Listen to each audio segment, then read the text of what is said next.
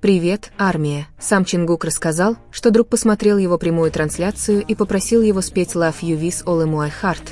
С самого начала было ясно, насколько ему комфортно, с улыбкой, которая всегда озаряла экран, и глазами, которые, казалось, сияли, когда он читал что-то, что ему нравилось. В своей последней прямой трансляции он, казалось, был сосредоточен на чате, читал сообщения и иногда отвечал, но было что-то другое, что-то, что заставляло его проверять телефон каждые несколько минут, как будто он ждал чего-то важного. Чингук не мог скрыть этого счастья. Каждая выбранная им песня, казалось, имела скрытое послание, мелкие детали, которые узнавали многие. Тексты песен говорили о привязанности, расстоянии, невысказанной любви, и невозможно было не думать о Тэхёне.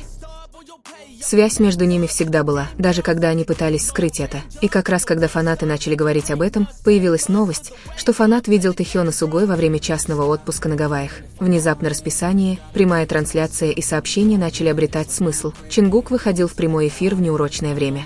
И его энергия была пропорциональна разнице во времени с Гавайями, хотя многие думали, что это просто совпадение. Те, кто следил за каждой деталью, понимали, что на самом деле происходило. Чингук соединялся со временем Тэхёна, подстраивался под его ритм, делился песнями и моментами, которые, казалось, были созданы специально для него, как будто через музыку он посылал сообщения о привязанности, не говоря ни слова. Когда Чингук говорил о том, чтобы сделать перерыв, многие вспоминали, как сильно они оба любили Гавайи. Мысль о том, что он поедет туда или, по крайней мере, будет на одной волне с тем местом, где был Тэхён, придавала всему новый смысл. Это было не просто совпадение, это был способ быть вместе, даже когда они не были в одном месте. Расстояние, казалось, не имело для них значения, потому что даже порознь они продолжали делиться моментами, пусть даже только через экран телефона. Поклонники, которые годами следили за Тэхёном, узнавали эти маленькие жесты, то, как менялся тон Чингука, когда он что-то читал, сообщения, которые казались простыми, но значили больше, чем подразумевалось. Моменты, когда они оба казались активными без всякой видимой причины. Иногда мы видели, как Чингук держал телефон, даже когда играл в игры или делал перерыв, его внимание всегда возвращалось к экрану, словно ожидая сигнала. Говорили, что он указывал на освещение в своей комнате во время видеозвонков или отвечал на просьбу, которая, казалось, исходила от кого-то очень близкого, и хотя никто этого не подтверждал, все чувствовали это. Даже на расстоянии они продолжали делиться каждой мелочью своего дня. Тэхён же, напротив, казалось, наслаждался временем, проведенным с Сугой, и многие задавались вопросом, пришел ли он туда по работе или просто ради развлечения. Но помимо этих причин, самым поразительным было то, как, где бы они ни были, они оба, казалось, присутствовали в жизни друг друга. Чингук своими нежными прямыми трансляциями, и Тэхён своим молчаливым присутствием. Их связь была превосходна расписаниями, местами и экранами. Не проходило и дня, чтобы Чингук не играл в партии Animals со своим любимым персонажем, маленьким медвежонком, который почти стал его частью. Каждый раз, когда он включал игру, его лицо озаряла улыбка, излучавшая спокойствие и радость. Он говорил, что игры помогают ему снять стресс, и невозможно было поверить, насколько сосредоточенным и расслабленным он был перед экраном. Его смех, этот мягкий, заразительный смех, наполнял воздух чем-то прекрасным, ощущением безмятежности, которое заставляло его на мгновение забыть обо всех тревогах. Медвежонок был для него не просто персонажем, это был значимый выбор, он называл его «самым милым», и нетрудно было понять, почему. В том, как он говорил об этом, была какая-то связь, какая-то привязанность, сквозившая в маленьких жестах. Ожидая загрузки игры, он поднял руку и сделал победный жест в камеру, как будто помахал естественно, без долгих раздумий. Он сделал это один раз, и когда он, казалось, вспомнил, что некоторые могли его не заметить, он повторил жест мгновение спустя с той же искренней улыбкой. Именно такие детали показывают, как Чингук всегда думает о других, но также и как, каким-то образом, его личность отражает то, что он чувствует.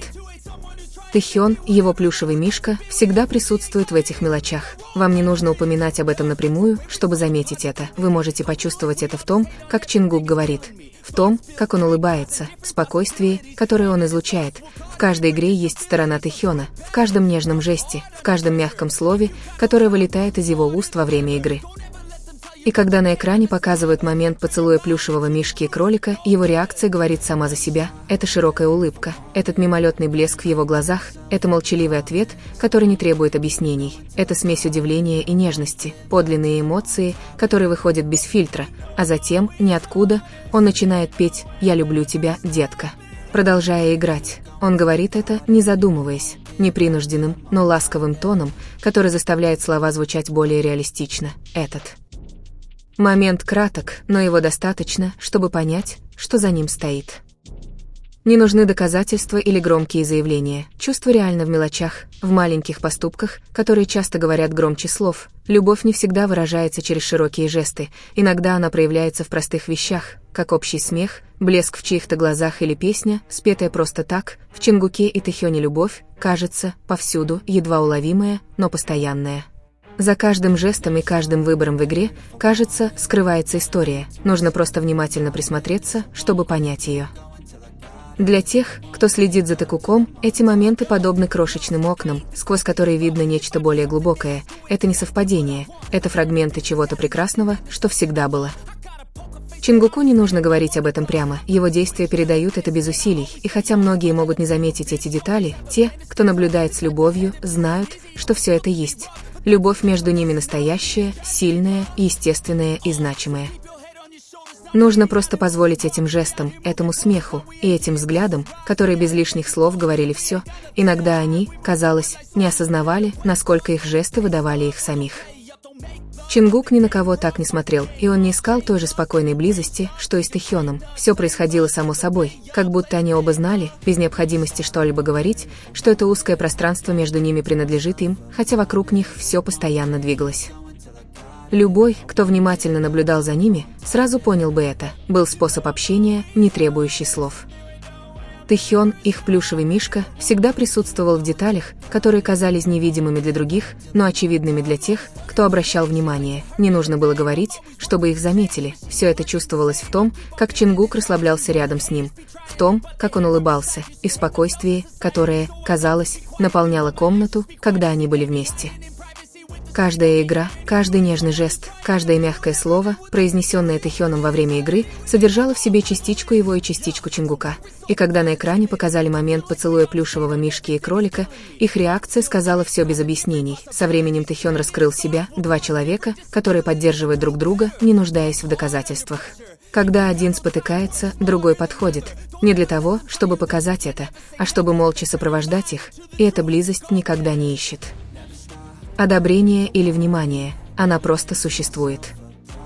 Это убежище, которое остается твердым, непоколебимым, даже когда никто не замечает, даже когда никто ничего не говорит. Каждый жест, кажется, проистекает из повседневной привязанности, из чего-то, что стало естественным благодаря привычке, но все еще имеет значение, то, как Чингук сворачивается калачиком рядом с Тэхёном. Как Тэхён позволяет ему небрежно прикоснуться к себе, даже то, как их руки соприкасаются без всякого плана, говорит громче любых слов. Есть взгляды, которые встречаются посреди ничего и легко понимают друг друга, есть тишина, которая не заставляет чувствовать себя неловко, потому что в ней вы чувствуете присутствие друг друга, каждая мелочь, от того, как они пьют вместе, до того, как Тэхён смеется над словами Чингука, усиливает это чувство, близость, которую не нужно объяснять. Не нужно драматизировать или заявлять о том, что видят все, это просто так, и именно поэтому те, кто внимательно следят за ними, хотят всегда наблюдать за ними.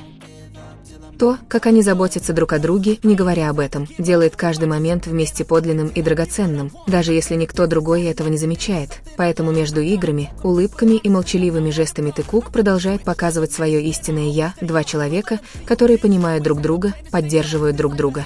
Находят друг друга и остаются вместе без необходимости в громких словах, просто естественности того, что они чувствуют. Каждый момент кажется обычным и особенным одновременно, потому что он полон деталей, которыми могут поделиться только они, и любой, кто внимательно за ними понаблюдает, наверняка заметит это. Это невозможно не почувствовать, даже если они никогда этого не выражают, потому что это присутствует в каждом их действии, в том, как они двигаются, в том, как они слушают, не говоря ни слова, в том, как простое прикосновение может передать больше, чем слова, в этой простоте, в том, как они близки, не показывая этого. Именно это делает каждый момент вместе таким реальным, таким интимным и таким непреодолимым. Won't give up till I'm on top. I'm always flirting with pain. She like to hurt me and maim.